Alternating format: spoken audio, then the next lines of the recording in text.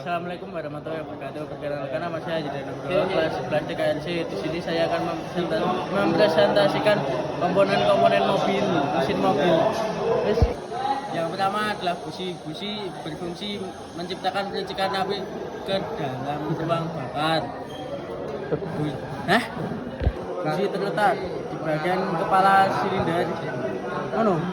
Kepala silinder. Ada kepala silinder berfungsi membentuk ruang bakar, mengatur mekanisme katup sebagai tempat busi dan mengatur saluran masuk dan keluar bahan bakar. Letak bagian kepala blok silinder. Tiga, ada loker arm berfungsi mengubah gerakan putar dari canvas menjadi gerakan naik turun atau buka tutup katup maupun katup sampai terletak di bagian kepala silinder dan mesin, tempatnya pada shaft yang mengubahkan canvas dan katup. Tempat ada tapet berfungsi mengubah gerakan putar proses hubungan menjadi gerakan naik turun untuk menggerakkan katup. Letak di antara poros hubungan atau kanvas dan katup pada mesin pembakaran internal. Kelima, ada katup berfungsi mengatur aliran udara dan bahan bakar yang masuk ke ruang bakar. Letak bagian atas mesin mobil yang menjadi rumah bagian mekanisme katup. Pertama, ada tutup kepala silinder berfungsi menutupi ruang pembakaran menjadi tempat komponen seperti katup dan busi. Letak bagian atas blok silinder. Ada timing chain berfungsi menghubungkan putaran pada poros kanvas atau roda gila atau bandul dan poros kanvas atau noken as. Letak mesin bagian dalam kendaraan. Yang ke-8, gasket berfungsi menyegel ruang bakar pada mesin, mencegah kebocoran gas pembakaran, oli mesin dan cairan pendingin antara blok mesin dan kepala silinder. Letak di antara blok mesin dan kepala silinder. 9, ada roda gigi berfungsi mentransmisikan gerakan dan daya antara dua proses yang berputar serta mengatur kecepatan dan torsi dalam sistem mekanisme. Letak merujuk pada klarifikasi roda gigi berdasarkan orientasi porosnya.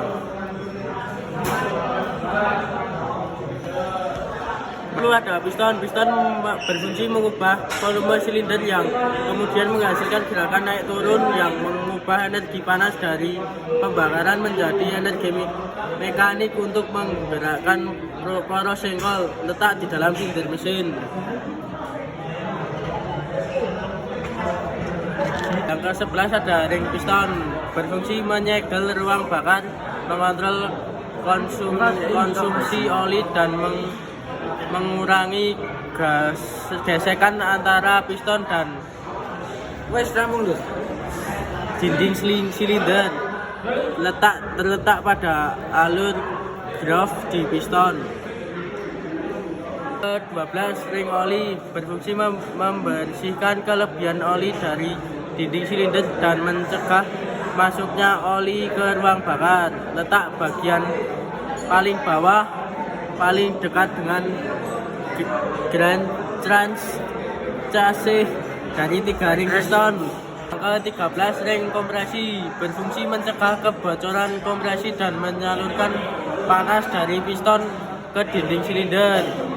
Terletak alur cincin yang paling dekat dinding kepala piston. Yang ke-14, pen piston berfungsi menghubungkan piston dengan batang piston dan meneruskan gaya dari piston ke batang piston. Terletak di dalam piston. Yang ke-15, kancing pen piston berfungsi menahan pen piston agar tetap pada posisinya di dalam lubang piston dan batang penghubung. Letak berada di sisi dalam piston di dekat lubang tempat pen piston terpasang. Di dalam. Di dalam. Yang ke-16, sentring rod berfungsi menghubungkan piston dengan poros engkol dan meneruskan gaya dari piston ke poros engkol. Terletak di dalam blok mesin menghubungkan piston dengan poros engkol.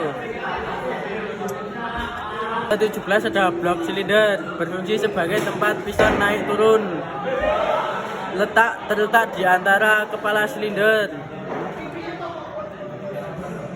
Ke-19 ada krek as berfungsi mengubah gerakan naik turun piston menjadi gerakan putar yang menggerakkan roda. Letak bagian bawah blok silinder mesin. Yang terakhir ada metal jalan berfungsi sebagai bentolan pada komponen mesin yang bergerak, khususnya pada stang piston. Letak di batang truk pada mesin kendaraan. Sekian, terima kasih. Wassalamualaikum warahmatullahi wabarakatuh.